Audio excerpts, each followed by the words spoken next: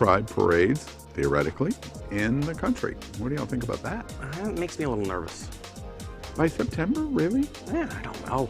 Yeah. Hopefully September will be the new Pride Month for South Florida. Yeah. You know, the new Pride Month is going to be October. There's like 40 LGBT events in South Florida coming in October. It's quite amazing. Well, it's Halloween. Yeah. Oh, well, that's gay true. Christmas. That's our Christmas. Right. Just in time. Were you just filming? Yeah, we're going into the show now.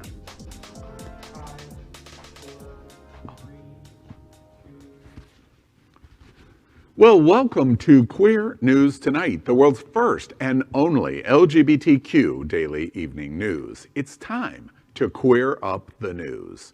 It's 7 p.m. Thursday, March 4th, and we are literally out of the closet and into the headlines. So many of your important stories we are going to tell this evening on Queer News Tonight. The world's first live daily queer evening news show. Out of the closet and into the headlines on Q News Tonight. Thank you for joining Queer News Tonight. This is an unedited, live LGBTQ evening news show. Whatever happens, you're going to see it. This evening, we bring you the news and perspectives representing the LGBTQ community from South Florida, America, and across our world. I'm your anchor at Queer News Tonight, Al Ferguson, and tonight we welcome anchor Dr. Ty Hauser. He is an associate professor of English and Humanities at Broward College. Additionally, he teaches for extended periods of time in international colleges in China, India, Spain, and Bolivia. He also serves as our Progressive College Professor host on Happening Out Television Network's discussion and debate show, Gay Town Hall, alive every Thursday at 8 p.m. Good evening, Ty. Good evening, Al. Good evening, America. Well, let's welcome anchor Jeff Oliverio. He is the founding member and treasurer of the Hollywood LGBTQ+ Council, founded in 2019 as a community civic organization to unite the LGBTQ+ community in Greater Hollywood. He is also the current co-chair for the National LGBTQ Task Force 25th Anniversary Gala. He's vice president and a private financial advisor in Fort Lauderdale, as well as the former president of PFLAG Broward. Good evening, Jeff. Good evening. Happy to be here. Well, tonight we begin with the queer headlines. The LGBTQ community in South Florida and across America is diverse. Our community across the world is vast, and here are the bullet points of the queer news for today, Thursday, March 4th. We begin by queering up breaking Q news. Miami Beach Pride is set for a September return. Miami Beach Pride announced today that they will be one of the first Pride parades in the nation to return September 10th to the 19th, 2021, including the festival and Ocean Drive Beach Parade. After a year of COVID-19 pandemic, this is one of America's first major Pride festivals to announce a return to some type of normalcy. The South Florida LGBTQ community has been adversely affected, as you know, in every possible way from the pandemic, including our charities, businesses, social life, and especially our Pride celebrations. Miami Beach Pride, held on world-famous LGBTQ Mecca South Beach, has traditionally been held in April. With the outbreak of coronavirus in South Florida in March 2020, the Pride Festival for 2020 was canceled. Few thought the length of shutdown would continue as long as it did, and it forced one of America's best Pride festivals to cancel their April 21 festival.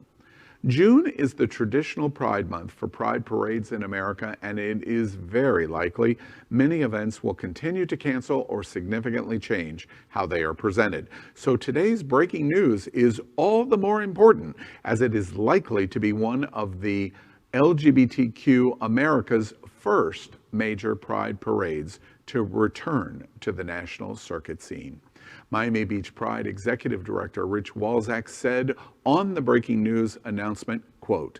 After such a challenging year for so many, we are eager to celebrate again as responsibly as possible and are hard at work on a stellar slate of performances and programming that represents the beautiful diversity of the LGBTQ plus community.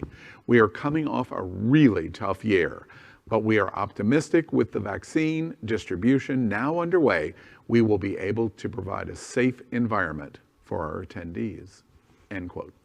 You know, I said during our opening that it kind of makes me nervous, and it does. If Biden is right, and by the end of May we have a majority of the population vaccinated, then this might not be a big deal.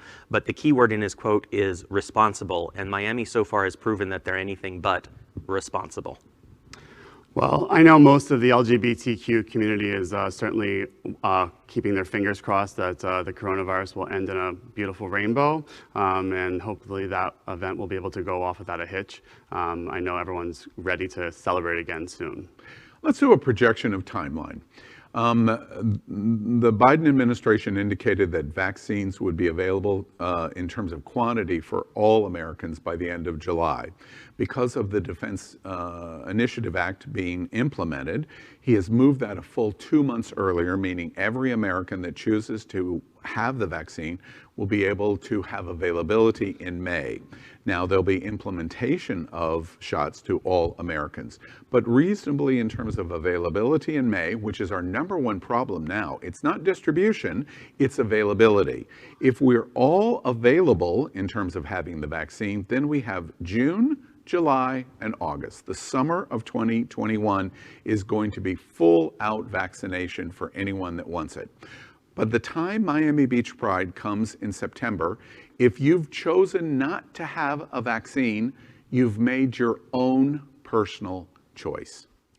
And as a result, Miami Beach Pride has every indication of being monumentally successful and certainly among the first on the calendar for LGBTQ America.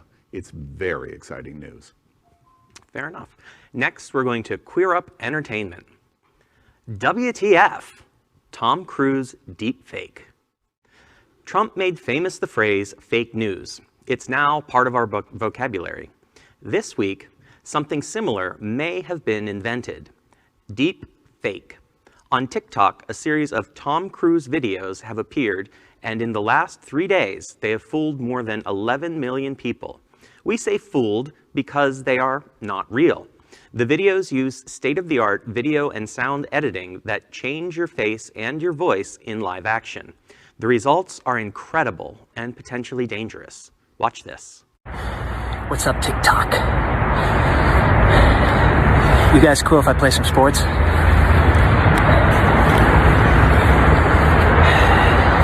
I love it. More for the audio experience. As much as the momentum.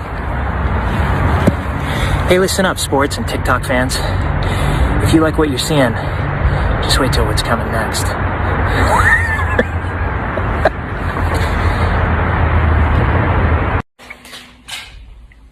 I'm gonna show you some magic. It's the real thing. I mean, it's all the real thing. That's why. Oh. It's it's a little embarrassing, you know. It reminds me, I was once in Russia. I ran into Gorbachev. He said, "You know, Mr. Movie Star, are you nervous?" I said, "No, Mr. Gorbachev, I'm not nervous." He goes, "Well, remember how much a polar bear weighs?" I said, "Polar bear?"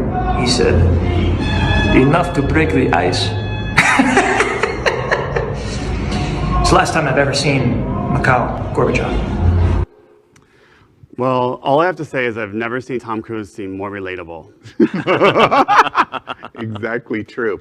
You know, it's very funny to me. I love this, and it scares the crap out of me simultaneously. It's hilarious. Imagine the funny things that we can see. I just want to point out to you, this is a new technology where his face is being edited digitally and voice is being edited digitally. He does not completely look this way, but the programming modified it in both face and voice. It's pretty good. And it's interesting to me that he got right in your face. He was showing off, wait, I'm not in a distance or cloudy or gray or dark. I'm getting right in front of you. Call me out. That is interesting. And you know why this is going to be so successful? We have this thing called Donald Trump for the last 4 years and January 6th, and we've got this organization in America called QAnon. Can you imagine the QAnon conspiracy videos that are going to be played at QAnon and on Fox News through this technology? It's very scary. Al, I'm not quite sure why you're scared, because your image is definitely safe. Okay, fair enough. Coming up next, let's queer up entertainment. DC's original Green Lantern comes out as gay, makes a comeback. Alan Scott, the original superhero in the DC universe to take the name the Green Lantern, is finally coming out in the comics' mainstream continuity. First introduced in 1940, the original version of Scott was straight and over the years got married to 2 different women and even had kids. In 2012, an alternate universe version of the character was introduced into the DC universe, who was gay and had never married a woman. This will be the first time that the Golden Age version of the character is confirmed as gay. Scott comes out in the comics in Infinite Frontier #0, written by Out comics writer James Tynion IV, where he tells his twin children, Jade and Obsidian, that he's gay. Green Lantern says, quote, "Back in an earlier time, I kept a part of myself hidden from my friends and peers. I even let myself get married a few times to women. I did love with all my mind, but I did that knowing there was something about myself I was hiding away. I'm gay. I let a few of the boys in the Justice Society know back in the day, and I've had a good deal of friends over the years." End quote. Wonder Woman replies, quote, "How incredibly brave of you. The news," end quote, "the news comes ahead of an upcoming Green Lantern animated series coming to HBO Max, developed by Love Simon and Arrow creator Greg Berlanti. Berlanti has called the show, quote, the biggest DC show ever made," end quote. Well, you know, Jeff, as well as you did that story, I didn't hear a word you said after the first sentence, because Green Lantern was played by Ryan Reynolds, and I'm thinking about him being gay, and then I didn't hear another word you said. Yeah, I mean, I grew up pretty sheltered, so I never got into the DC or any comic books, anything. But you can definitely call me when Ryan Reynolds comes out. I didn't say that. That's not what I said. Well, I think it's a great move to have the DC comic world embracing the LGBTQ community. We have so many fans of that genre in our community, and it's great that they're speaking to them. And now with HBO Max taking this stance, I think it's a powerful statement. Yeah, absolutely. And clearly, I and Ty have not corrupted Jeff yet, so he took the high road. Good for you, Jeff. Good for you. You know, they say big lanterns are. Yeah, right. All right. Well, next, let's queer up politics. Conservatives turn on gay Trump supporter Richard Grenell after a pro-trans tweet. Richard Grenell famously has on his Instagram a MAGA white hat that says, "Make America Great Again" in rainbow colors. Let's pause for just a moment and digest that. But the former Trump administration official, Richard Grenell, has fallen afoul of the Republican Party's current anti-transgender bias. Grenell, an avid Donald Trump supporter who served as the U.S. ambassador to Germany and acting director of national intelligence under Trump, attempted to tout the experience of a transgender woman who attended the annual Conservative Political Action Conference, CPAC, last weekend. While Trump and Senator Ted Cruz from Texas, just back from Cancun, by the way, used the weekend-long conference to spout transphobic views, Grenell attempted to suggest that it was trans-inclusive in its environment. Grenell, as it should not be a surprise to the LGBTQ community, was immediately criticized to outright attacked by the most loyal of Trump supporters for not towing the anti-LGBTQ line. At Queer News Tonight, we guessed that Mike Pence, I mean Richard Grenell, didn't learn his lesson from the results of loyalty to these people. Richard Grenell, you are canceled. Bye-bye. Right. And not by the left. You're canceled by the people that you so desperately want to embrace you. Girl, wait. Girl. I mean, listen, if you're going to try to call CPAC a trans-inclusive event, then I question maybe what medications you were taking before you showed up at that event. Jeff, you have just delivered the soundbite of the day for sure. CPAC and trans-inclusive in the same sentence. How is that even possible? Grenell, by the way, just one parting shot on you. You were acting director as a cabinet member. We've got one now that was voted on by the Senate. Just saying. Yes. Next, we're going to queer up my religion. United Methodist conservatives detail breakaway plans over gay inclusion. Conservative leaders within the United Methodist Church unveiled plans this week to form a new denomination, the Global Methodist Church, with a doctrine that does not recognize same-sex marriage. The move could hasten the long-expected breakup of the UMC over differing approaches to LGBTQ inclusion. For now, the UMC is the largest mainline Protestant church in the U.S. and second only to the Southern Baptist Convention, an evangelical denomination among all U.S. Protestant churches. Due to the coronavirus pandemic, the UMC's General Conference, at which the schism would be debated, has been postponed for 2 consecutive years and is now scheduled to take place in Minneapolis starting in late August of 2022. The Reverend Keith Boyette, a Methodist elder from Virginia, who chairs the Global Methodist Initiative, said he and his allies do not want to wait that long to formally leave the UMC. They have asked that the topic of the schism be added to the tightly limited agenda of a special one-day General Conference to be conducted online May 8th. I'm wondering if during the schism, if the smoke that comes out of the chimney has glitter in it, if that means that they're going to stay. Just curious. Jeff, you're going to fit into Q News Tonight just perfectly, just perfectly. You know, it's very funny to me. We're all the rage. Equality Act is going on right now in terms of debate and the possibility of passage. At heart of whether it passes or not is religious rights versus LGBT rights. And the question is, can religion discriminate against LGBT constitutionally? The Supreme Court's already partially ruled on this. We need it codified in the Equality Act. But it's interesting to me, this exact moment among this global Methodist movement, the Methodists are embracing the LGBTQ community, the largest Protestant organization, religious organization in America. In 1964, I can't help but wonder, when white churches all over America, especially in the South, were prohibiting black people from being in their church and claiming they had religious rights, if they would have said, well, I'm going to leave my church organizational structure because of the passage of a law that says I can no longer discriminate. That's what's going on here. And quite frankly, it's a little despicable. Congratulations to the General Methodist Organization in America for standing up for rights. You know, going through this story earlier today, I just kept thinking to myself, I am so glad that Sunshine Cathedral is my queer church. Absolutely. Absolutely. Can I get an amen? Yeah, exactly. Well, that's our queer headlines for today. So let's catch up on the LGBTQ news surrounding COVID-19 with our special segment called Quarantine Quickies.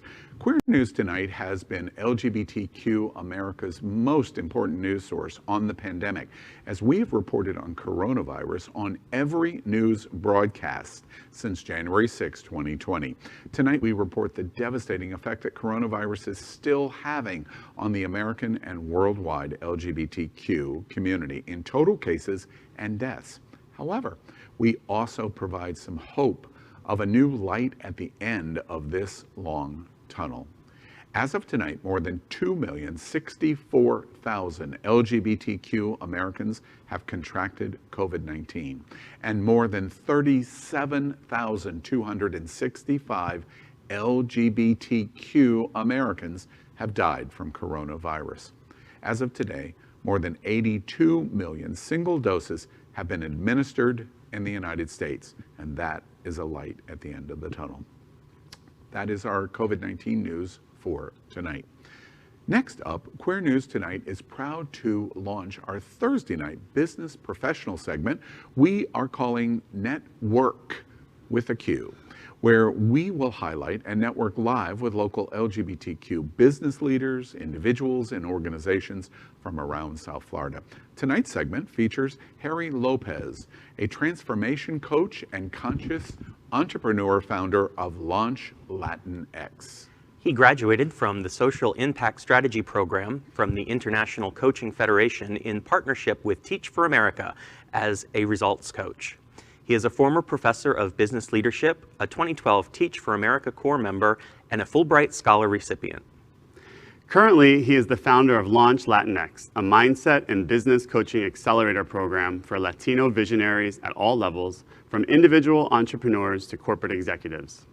Here to tell us more, let's please welcome transformation coach and conscious entrepreneur founder of Launch Latinx, Harry Lopez, to NetWerQ here on Queer News Tonight. Good evening, Harry. Good evening. I'm so happy to be here with you. Yes, we're very excited for you to be here at the studio, here at the Sunshine Cathedral Studios. Tell us a little bit first about Launch Latinx, its purpose, and what you actually do with the organization. Absolutely. Again, thank you so much for having me. I'm honored to be here with your community. Launch Latinx is a movement that was started out of a need that I was seeing in my private practice as a life and business coach. I was serving very ambitious Latinos y Latinas from all over the country and all over the world who were up to really amazing things.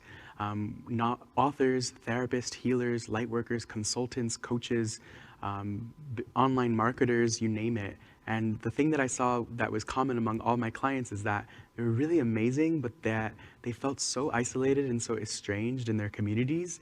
And so I decided to start a movement, and originally it was Impact Latinx, and Latinx is the non-binary term for Latinos. So I just want to make that clear. And right now there's a lot of different distinctions and variations of the term, but we go with Latinx. And so we decided to start a movement to bring extraordinary Latino coaches, consultants, creators, and entrepreneurs together from all parts of the world in this very rigorous accelerator. It's a 90-day mindset and business coaching program. And we believe that 80% of success for entrepreneurs is mindset, it's embodiment, it's the being, it's who you are, and coaching to the root of who you are. So a lot of the coaching that we do with Launch Latinx, it's coaching our Latino entrepreneurs and creators to take back their power, to get to the root of who they are, to really step into their awakening process. And the more that they go into their inner work, the shadow work, their inner child healing, the subconscious programming that's run the script for the majority of their lives, then we see that entrepreneurs really take off. And then we also support in the strategy as well, the mechanics, which we believe is 20%. And so in this 90-day program, we have workshops and guest speakers. We have group coaching, one-on-one coaching, accelerator roadmaps, business support. And so our clients are taking off and scaling their businesses, forexing their income, publishing their books. We have published authors. We have healers and therapists who are taking off and scaling their businesses. And I think I gave you a little bit more information. No, it was good. I was thinking as you were saying that, and please forgive me. How old are you? I'm 31. First off, you look 12, but at 31, so young to be able to focus in such a laser precision way. What was your motivation of developing Launch Latinx and creating this coaching and training program to help pull other Latinos around you, non-binary Latinos around you up, and bring so many people together to help educate and train and motivate? What was the motivation for that? Oh, great question. There's so much here. It's, my story being a child of immigrants from Nicaragua. Both my parents were from Managua, Nicaragua, and came to the US in the 1980s and had very few resources. And I saw my parents struggle for the majority of my life. I was the first in my family to finish high school, to go to college, to go to graduate school, to do life here in the US. And I was raised by a single parent mother.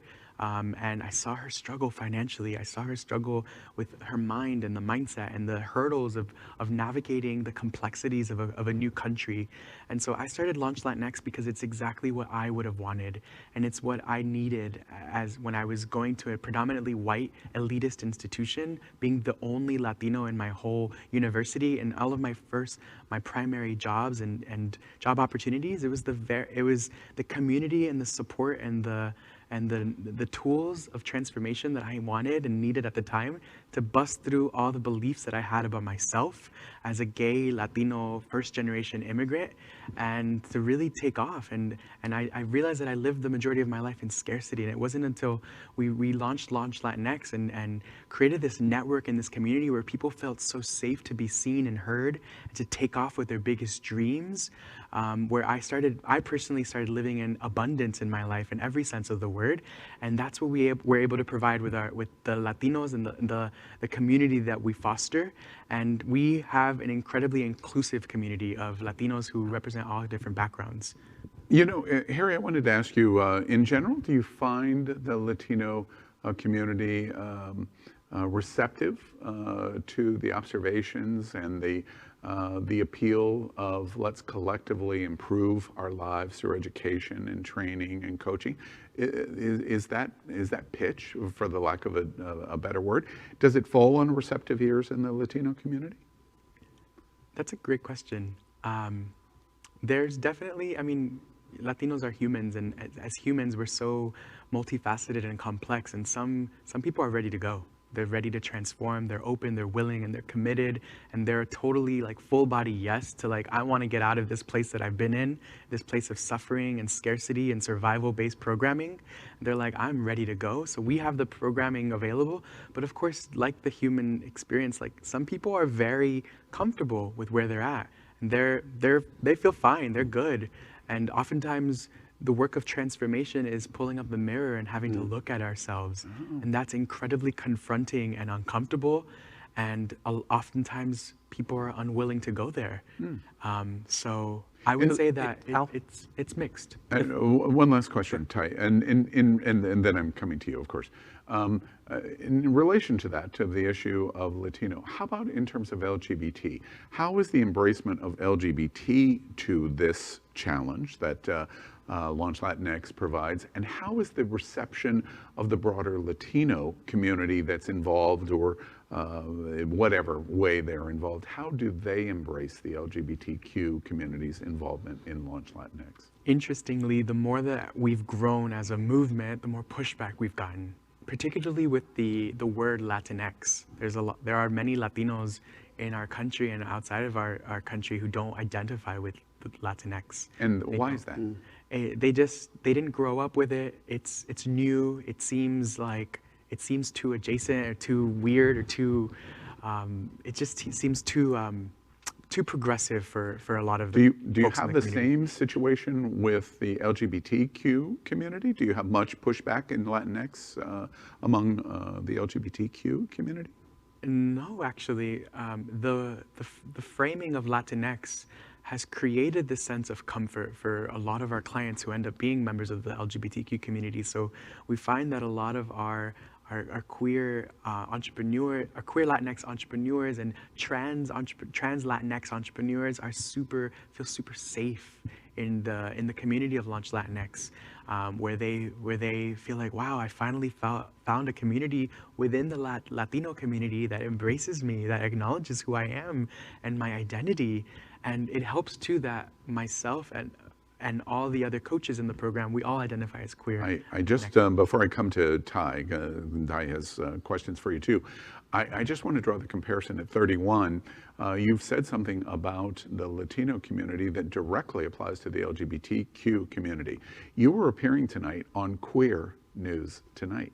When we broadcast the original launch of this show, we had great difficulty even in using the word queer because so many people in the LGBTQ community considered it a negative term. And that was from the basis of older days where it might have not been embraced in the way. And you casually in your conversation use the phrase queer Latinx, which is super interesting to me. It is a very young, new-aged approach to how we can improve. It's super interesting to me. Ty, I apologize for Sure. No worries, Al. Thanks. So 2 weeks ago on Gay Town Hall, we had entrepreneurship as a topic that we were discussing, and we came up to a question and tried to answer it, and I don't think that we thoroughly fleshed it out, and so hopefully you can provide some context or some ideas here. But the question essentially was, how do we as a community support, encourage, foster each other, or even foster our own interest in becoming especially young minority entrepreneurs? What does that look like for us? Great question. That's a very, very powerful, loaded one. I'll give a personal example. You know, my upbringing was always, I was the good kid. I did everything the right way. In order to be loved, I thought I needed to get good grades. I needed to go to a really, really great school. I followed all the rules. And so I thought I would become, I thought I would go the traditional route and go, you know, I worked at a tech startup. I went through this Harvard Business School entrepreneurship program. Everything was very, for me, old school, traditional, black and white. I think given our generation, especially working with with the youth who are wanting to really do something of meaning and importance with their lives and create an impact, like I believe that where we need to begin is the process of self-discovery. So for a lot of entrepreneurs, we don't know that we need this. We don't know that we don't know what we don't know, for example. So we think we need to go and do a business plan and do X, Y, Z, step 1, step 2, step 3. But for a lot of queer kids of color, it's like, that's not just that we have so much trauma that we've identified. And so it's like decolonizing, deconstructing, and rewiring our mindsets and our ways of being, like our shame around being gay. Like I'm still waking up to so much of my own patterns. And the more that I wake up to my own process and my own self-discovery, the better I am able to serve, the more I'm able to show up in visibility in the world, to make an impact, to speak and share my voice, to get out of hiding. And so for a lot of queer youth, it's about like, let's support in stepping out of hiding and into visibility and taking off the mask and fully accepting ourselves and dropping into the unconditional love and the loving intelligence that lies within us so that we can get out of our own way and really show up in the world and make the impact that we're called to make in the world. Well, Harry, you've put a lot of challenge out for all of us. I'm not Latino, obviously, but for a lot of us, not just Latino. One final focus: how does someone follow up to contact you, learn more about Launch Latinx? How do we go about doing that? Yes, we have our website at www.launchlatnex.co. We're also on Instagram at Launch Latinx, and I'm also personally on Instagram at Harry Lopez. We also have a Facebook group. We have other ways to connect with us, and we have tons of freebies on financial fitness and abundance and wealth creation and COVID-19, small business survival skills. So feel free to go on our sites and download everything that you can. It's all available. Excellent. Well, Harry Lopez, we thank you very much. Launch Latinx, very thought-provoking. We hope we have stimulated a lot of new entrepreneurial thought in our conversation with you as a guest tonight here on NetWerQ. And we thank you for being here at Queer. It's Queer News tonight. Thank you very much, Harry. Thank you. All right, well, next we report that Happening Out Television Network is passionate about our support for the LGBTQ community. An example is here at Sunshine Cathedral. This is the world's largest queer church here in Fort Lauderdale. We are broadcasting from our permanent set here in Sunshine in supporting that partnership. The network broadcasts the largest LGBTQ religious broadcast in the world, with more than 30,000 watching every Sunday at 10:30 a.m. Eastern, and it's totally live. live. We encourage you to tune in. Our campaign of sponsorship proudly supports Sunshine Cathedral is my queer church. Watch this.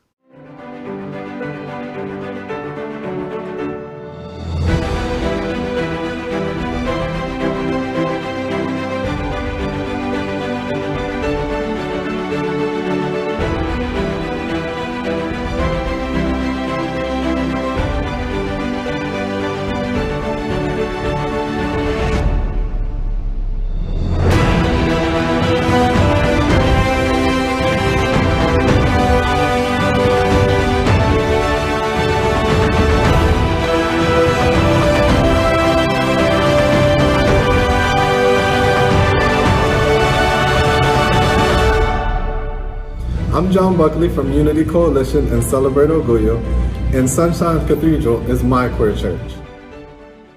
We'd also like to thank our set designer, Concepto Modern Living, here in Fort Lauderdale, for making this set in this amazing queer church campus possible. Finally, we thank Queer News Tonight's hotel sponsor, Best Western I-95 Fort Lauderdale.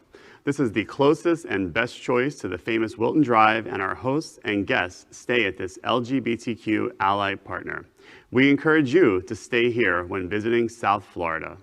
Well, we're going to end tonight's broadcast with what we call the Big Finish. These are today's silly or news that entertains the LGBTQ community. Let's discuss those headlines. In the Big Finish, oh no, doctors want you to stop eating microwaved popcorn. I just bought a whole bunch of microwave popcorn. What am I supposed to do with it? Yeah, well, you don't care about your health. Yeah, I think mine's might be in a drawer with my Blockbuster card. I may have popped some of that. Wait, did you just call Ty old? Is that what I just heard you say? Because that was shady. That's what I was going to say. That was shady. Wow. In the Big Finish, true Inauguration Day is today, March 4th. Ooh. I wasn't expecting that picture. That's a terrible flashback to realities of days gone by. Yeah. Yeah, The hand on the Bible. That's the one that he had at the church upside down 3.5 years later. Yeah, I think people are dying for a big movie release, so maybe they thought it was like Independence Day, something like that. Something exciting was going to happen today, but exactly. Fortunately, at this hour, no issues in Washington, no violence, no shaman. Yeah, right. I'll just leave it at that. That was the best soundbite of the conversation. In the Big Finish, I love this. The Thai Navy rescues cats stranded on a boat at sea. And we're going to show you a little bit of what was happening in Thailand. Now, I feel like I need to just make this clear. I do not have a navy. This is a country, THAI. So, if I did have a navy. Did you make this all about you? We're saving cats here. Look at them barely holding on. There's something in this headline about seamen rescuing. Yes, I think that's true. And the one other thought, I love cats. I always talk about this. Everyone connected with Happening Out television network. It's dog, dog, dog. And I continually try to, look at that picture. I continually try to point out cats rule, dogs drool. That's the hierarchy. Yikes. And that's why they work so hard to save those cats, because dogs hide your dog's ears for the drool. Exactly. Right. Well, that is today's news for the LGBTQ community on the world's first and only daily LGBTQ evening news show. Is our community important to you? Then help us by liking and subscribing. Ring the bell for updates. Share this news. We're the only LGBTQ television live video news in the world that is out of the closet and into the headlines. We need your support. I'm your anchor, Al Ferguson, and on behalf of anchors Dr. Ty Hauser and Jeff Oliverio, we will see you daily at 7 p.m. Good night. Good night.